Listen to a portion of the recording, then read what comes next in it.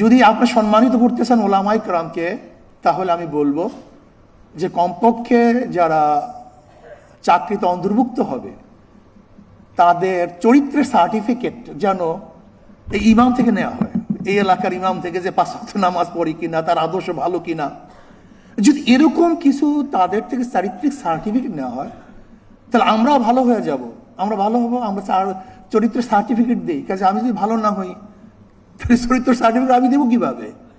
কাজে আমাকে আগে চরিত্রবান হতে হবে, তারপর আমাকে চরিত্রের সার্টিফিকেট দিতে হবে।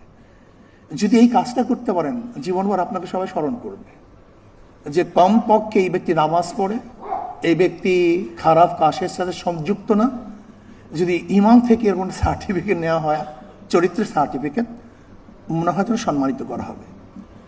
আর একটা কথা বলি, শেষ করব। যদি আপনি সম্মানিত করতে চান ওলামায়ে কেরামকে, তাহলে আমি বলবো যে কমপক্ষে যারা চাকরিতে অন্তর্ভুক্ত হবে তাদের চরিত্রের সার্টিফিকেট যেন এই ইমাম থেকে নেওয়া হয়, এই এলাকার ইমাম থেকে, যে 5 ওয়াক্ত নামাজ পড়ি কিনা, তার আদর্শ ভালো কিনা। যদি এরকম কিছু তাদের থেকে চারিত্রিক সার্টিফিকেট নেওয়া হয় তাহলে আমরাও ভালো হয়ে যাব, আমরা ভালো হবো। আমরা চরিত্রের সার্টিফিকেট দিই, কাজে আমি যদি ভালো না হই তাহলে চরিত্র সার্টিফিকেট আমি দেবো কিভাবে? কাজে আমাকে আগে চরিত্রবান হতে হবে, তারপর আমাকে চরিত্রের সার্টিফিকেট দিতে হবে। যদি এই কাজটা করতে পারেন, জীবনভর আপনাকে সবাই স্মরণ করবে যে কমপক্ষে এই ব্যক্তি নামাজ পড়ে, এই ব্যক্তি খারাপ কাজের সাথে সংযুক্ত না। যদি ইমাম থেকে এরকম সার্টিফিকেট নেওয়া হয়, চরিত্রের সার্টিফিকেট, মনে হয় যেন সম্মানিত করা হবে। আর একটা কথা বলি, শেষ করব।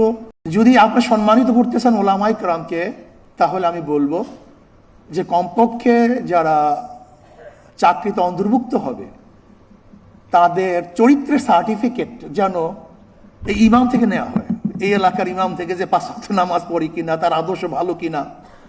যদি এরকম কিছু তাদের থেকে চারিত্রিক সার্টিফিকেট নেওয়া হয় তাহলে আমরাও ভালো হয়ে যাব, আমরা ভালো হবো। আমরা চরিত্রের সার্টিফিকেট